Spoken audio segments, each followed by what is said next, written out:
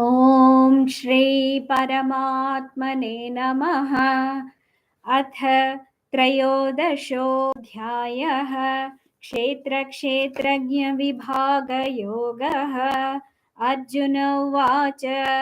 This is shloka 0. This is not in many versions, but some of the versions have this shloka. So let's take a look at this one.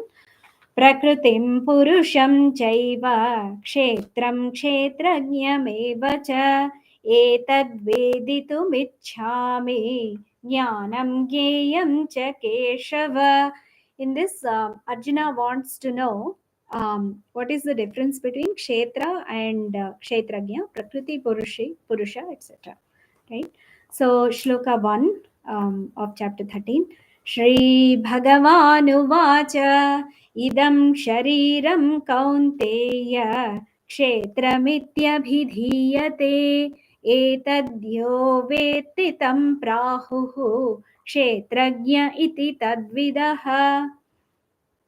एतत् यः वेत्ति तं प्राहुः क्षेत्रज्ञः इति तद्विदः. So the shloka 1 meaning here is Sri Bhagavan said this body Arjuna is termed as the field or kshetra. And he who knows it is called the knower of the field, that is Kshetrajna, by the sages discerning the truth about both. Shloka 2. Kshetrajnam chapi mam vidhi sarvakshetreshu bharata kshetra kshetrajnayor jnanam yattajnanam matam mama. क्षेत्रज्ञयोः ज्ञानं यत् तत् ज्ञानं मतं मम. That's the padavibhajana here. Remaining are all same as the shloka padas. Shloka 2 meaning here is know myself to be the kshetrajna, individual soul in all the kshetras or fields Arjuna. And it is the knowledge of the field kshetra and knower kshetrajna, that is the matter with its evolutes and the spirit, which I consider as true knowledge. Shloka 3.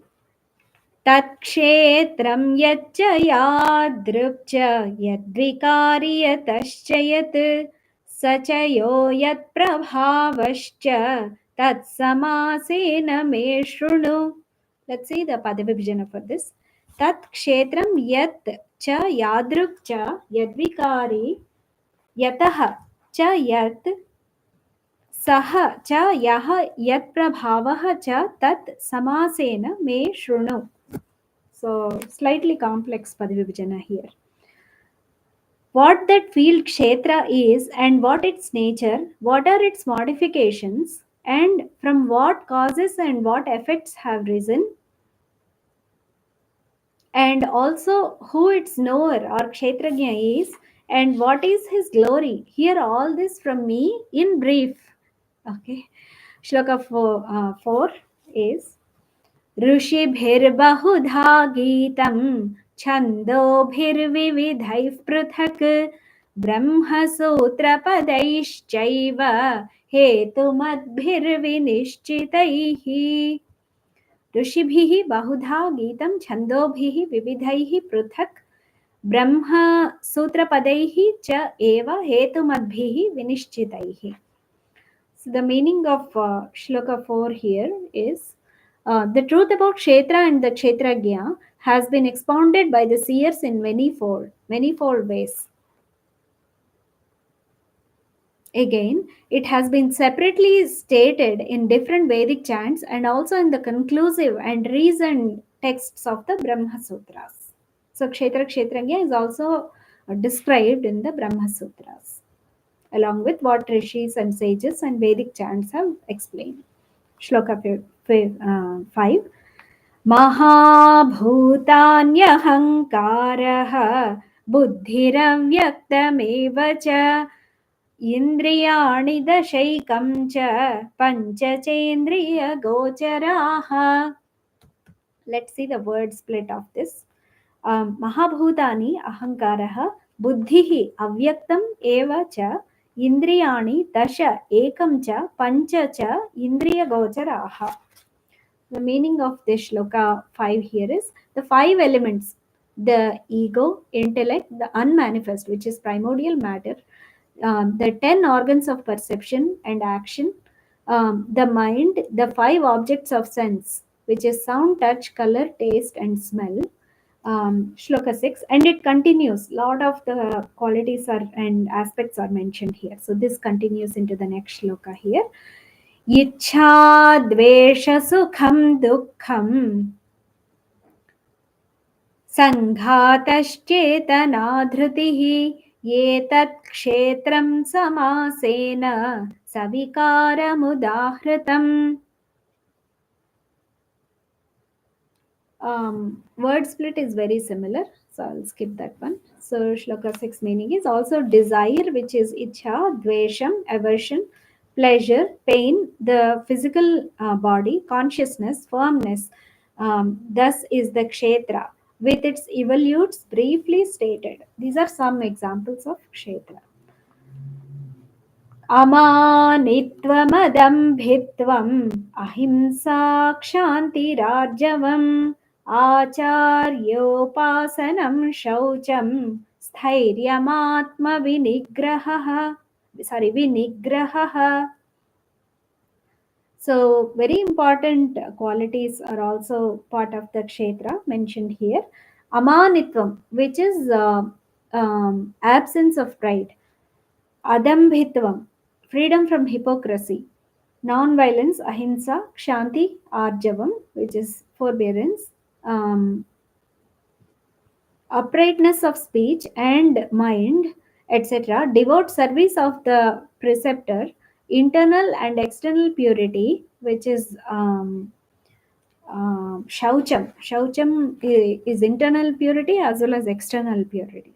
Sthairyam vinigraha, which is steadfastness of mind and the control of body, mind, and the senses, all of them. Shloka 7.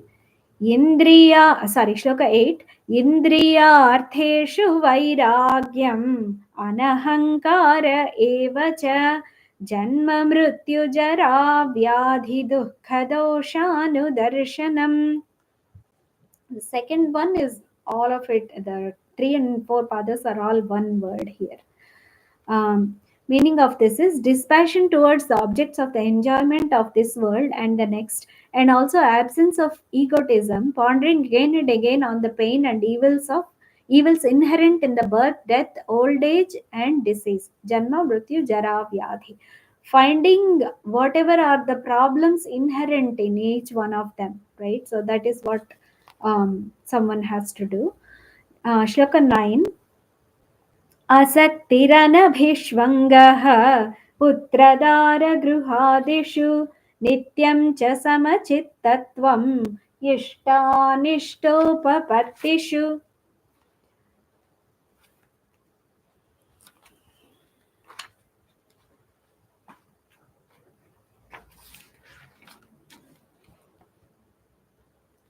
Absence of attachment and the sense of mindness in respect of son, wife, home, etc., and constant equipoise of mind both in favorable and unfavorable circumstances. Throughout Gita, these dvandvas are shown, right? Favorable, unfavorable, have that equilibrium of mind, right? So chapter 2 emphasizes, and also many other chapters.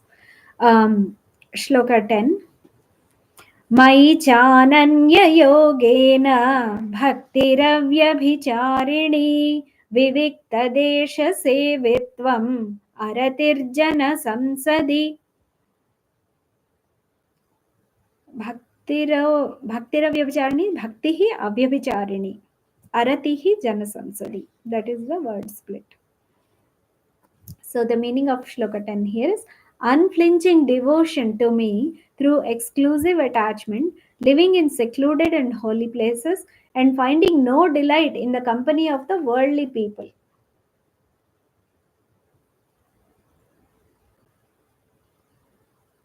I think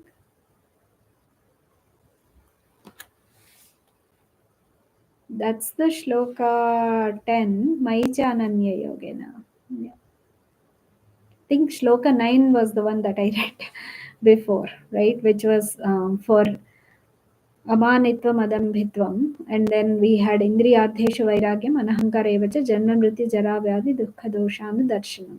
So then chapter 9, the sloka 9 was where we talked about absence of attachment and sense of mindness, right? So asaktiranabhishvangah putradara grihadishu nityam cha samachittatvam ishtanishtopa patishu. That was chapter the shloka 9, and 10 is the one that we just did, which is mai chananya yogina bhaktiravyabhacharini vivikta desha sevitam avitirjana samsudi. Okay, let's see shloka 11. अध्यात्मज्ञाननित्यत्वं तत्त्वज्ञानार्थदर्शनम् एतज्ज्ञानमिति प्रोक्तम् अज्ञानं यदतोऽन्यथा. So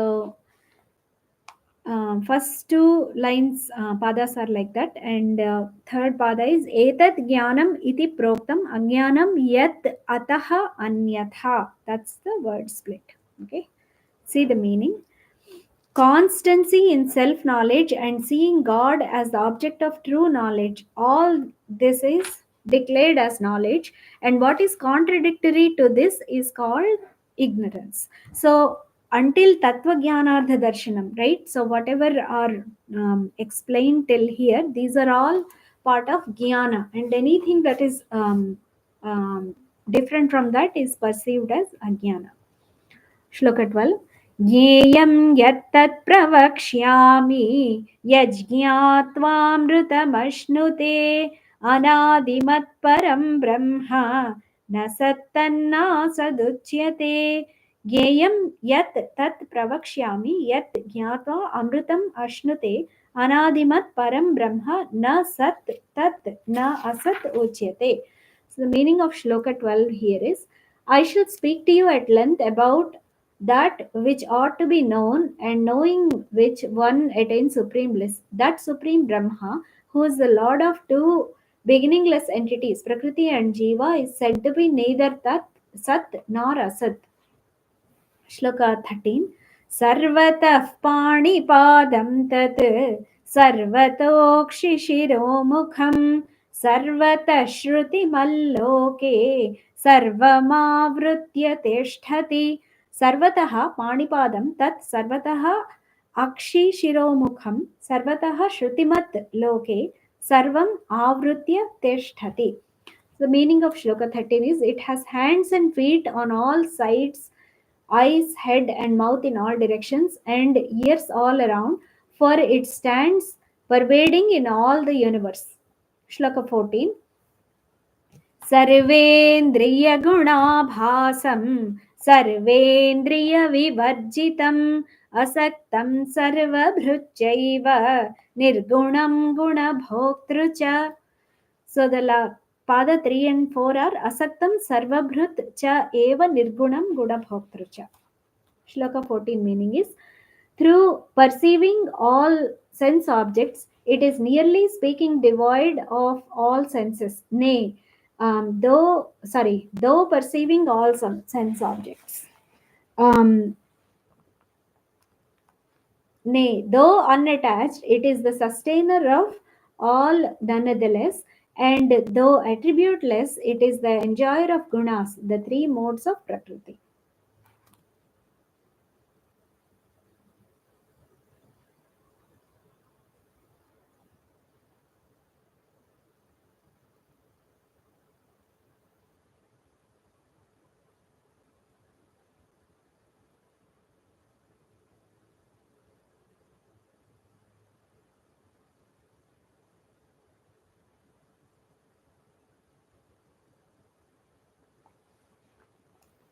Sorry about that.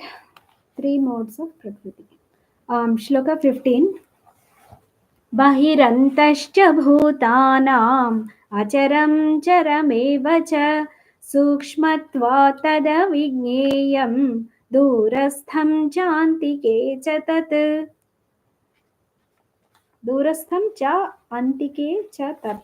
Everything else is similar. Bahihi antaha, right? Easier word split there. Shloka 15. It exists without and within all beings and constitutes the moving and the unmoving creation as well. And by reason of its subtlety, it is incomprehensible. It is close at hand and stands afar too.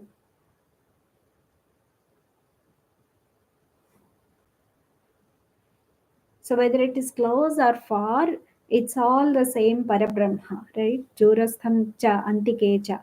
So wherever it is, right, it is still the same Parabrahma. Shloka 16.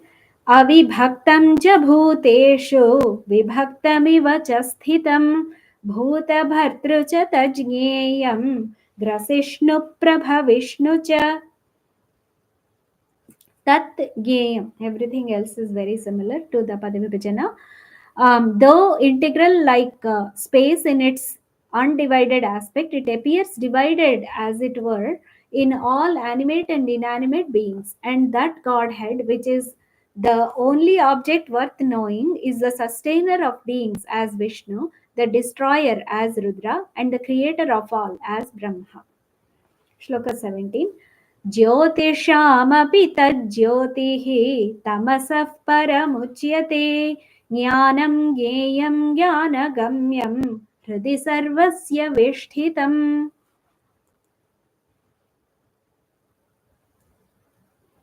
Tamasah param uchyate. All other words are very similar. That supreme Brahma is said to be the light of all lights and entirely beyond Maya. That Godhead is knowledge itself, worth knowing and worth obtaining through the real wisdom, and is particularly abiding in the hearts of all. So, Shloka 18 here.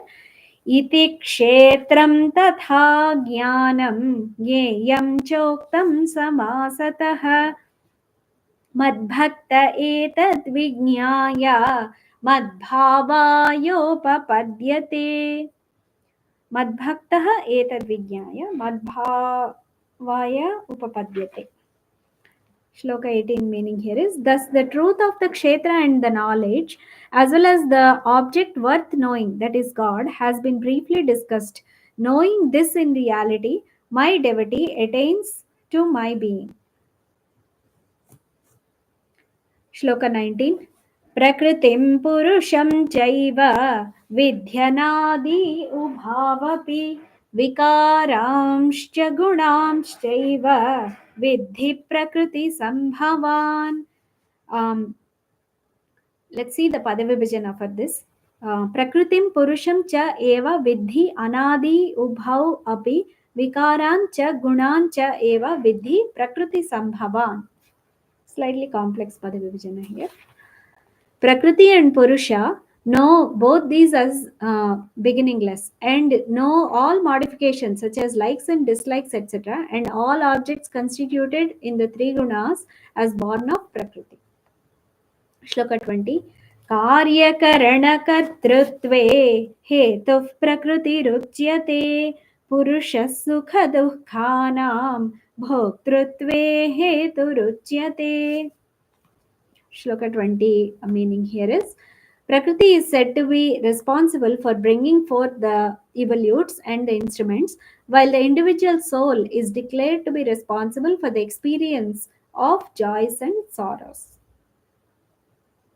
Shloka 21. Purushah prakristho hi bhungte prakritijan gunan karanam guna sangosya sadasadyoni janmasu. Purushah prakristha hi bhungte prakritijan gunan karanam gunasangaha asya sadasadyoni janmasu. The meaning of 21 here is, only the Purusha in association with Prakriti experiences objects of the nature of the three gunas evolved from Prakriti, and it is attachment with these gunas that is responsible for the birth of this soul in good and evil wombs. Shloka 22. Upadrashtanumanta cha bharta bhokta maheshwarah परमात्मेति चाप्युक्तः देहेऽस्मिन् पुरुषः परः. उपद्रष्टा अनुमन्ता च भर्ता भोक्ता महेश्वरः परमात्मा इति च अपि उक्तः देहे अस्मिन् पुरुषः परः.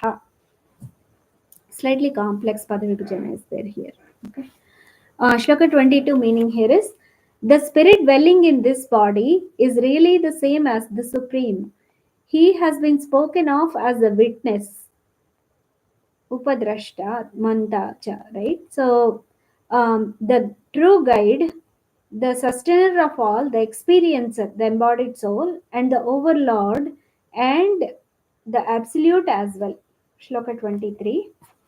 य एवं वेत्ति पुरुषं प्रकृतिं च गुणैः सह सर्वथा वर्तमानोऽपि न स भूयोऽभिजायते. यः एवं वेत्ति पुरुषं प्रकृतिं च गुणैः सह सर्वथा वर्तमानः अपि न सः भूयः अभिजायते. The meaning of this is, he who thus knows the Purusha, spirit, and the Prakriti, nature together with the gunas, and even though performing his duties in every way, is not born again. So, Shloka 24. ध्यानेनात्मनि पश्यन्ति केचिदात्मानमात्मना अन्ये साङ्ख्येन योगेन कर्मयोगेन चापरे. The Padavibhajana for this is, Dhyanena Atmani Pashyanti Kechit Atmana Anye Sankhyena Yogena Karma Yogena Cha Apare. So the Shloka 24 meaning here is, other dull-witted persons, however, not knowing, thus worship even as they have heard from others, that is, the knowers of truth, and even those who are thus devoted to what they have heard are able to cross the ocean of mundane existence in the shape of death. Shloka 26. Karma yogena chapare. Sorry, let's see the meaning of this again. Some by meditation behold the Supreme Spirit in the heart with the help of the refined and sharp intellect, and others realize it through the discipline of knowledge, and still others through the discipline of action, that is Karma Yoga. Ritu, I am recording, I'll call you back, okay? Jagrata.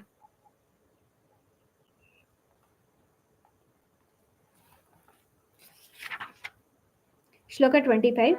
Anye tvevamajānantah shrutvānyebhya upāsate tepi chātitarantyeva mrityum shruti-parāyaṇāः. Anye tu evam ajanantah shrutva anyebhyah upasate te api cha atitaranti eva mrityum shruti-parāyaṇāः.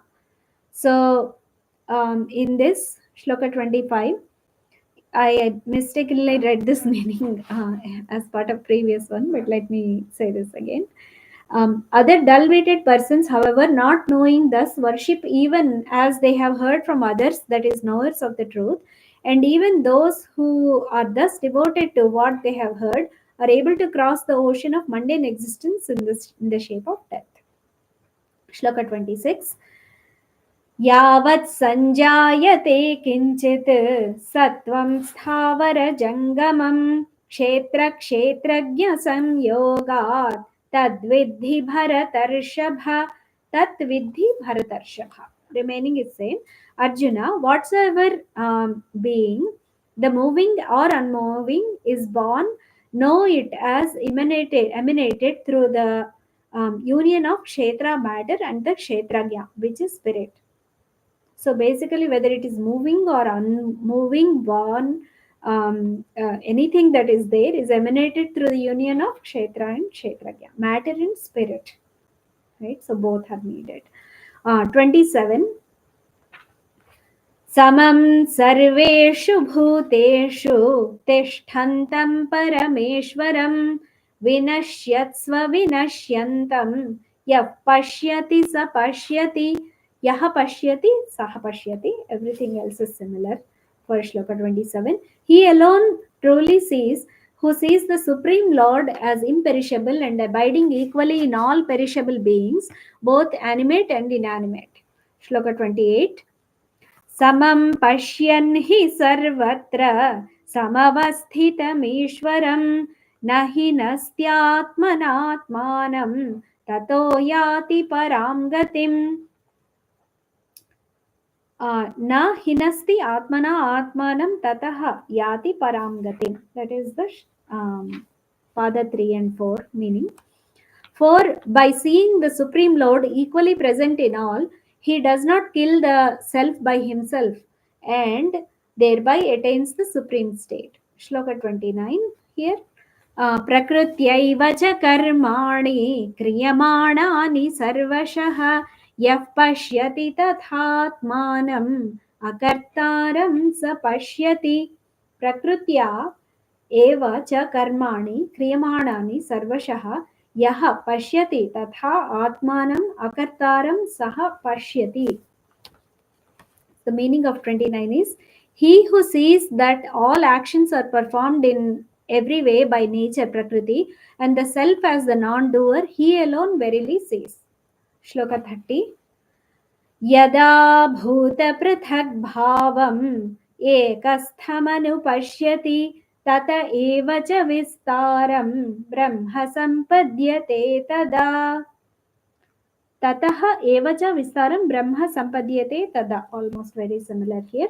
Meaning of this is, the moment man perceives the diversified existence of beings as rooted in the one supreme spirit and the spreading forth of all beings from the same, that very moment he attains Brahma, who is truth, consciousness, and bliss solidified. Shloka 31. अनादित्वान् निर्गुणत्वात् परमात्मायमव्ययः शरीरस्थोऽपि कौन्तेय न करोति न लिप्यते. अनादित्वात् निर्गुणत्वात् परमात्मा अयम् अव्ययः शरीरस्थः अपि कौन्तेय न करोति न लिप्यते. Shloka 31 meaning here. Arjuna, being without beginning and without attributes, this indestructible supreme spirit, though dwelling in the body, in fact does nothing nor gets tainted. Shloka 32. यथा सर्वगतं सौक्ष्म्यात् आकाशं नोपलिप्यते सर्वत्रावस्थितो देहे तथात्मानोपलिप्यते. यथा सर्वगतं सौक्ष्म्यात् आकाशं न उपलिप्यते सर्वत्र अवस्थितः देहे तथा आत्मा न उपलिप्यते.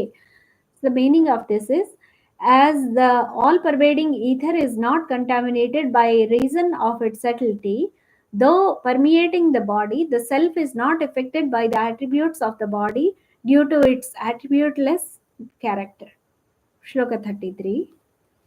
यथा प्रकाशयत्येकः कृत्स्नं लोकमिमं रविः क्षेत्रं क्षेत्री तथा कृत्स्नं प्रकाशयति Bharata.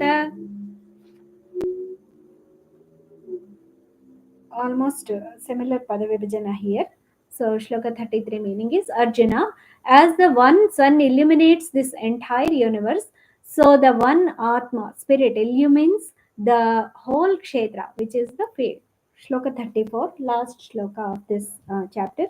Kshetra kshetrajnayorevam antaram jnana chakshusha bhuta prakriti moksham cha ये विदुर्यान्ति ते परम्. Viduhu yanti te param. So meaning of this is, those who thus perceive with the eye of the wisdom the difference between the kshetra and kshetrajna and the phenomenon of liberation from prakriti with her evolutes reach the supreme eternal spirit. Om Tat Saditi Shrimad Bhagawadgita Upanishatsu Brahma Vidyayam Yoga Shastre Shri Krishnarjuna Samvade Kshetra Kshetrajna Vibhaga Yogo Nama Trayodashodhyayah. Thus, in the Upanishad sung by the Lord, the science of Brahma, the scripture of yoga, the dialogue between Shri Krishna and Arjuna ends the 13th chapter entitled The Yoga of Discrimination Between the Field and the Knower of the Field. Kshetra Kshetrajna. March 23rd, 2024. Tika Day. And it's nice, beautiful spring outside. Saturday. Jai Shri Krishna.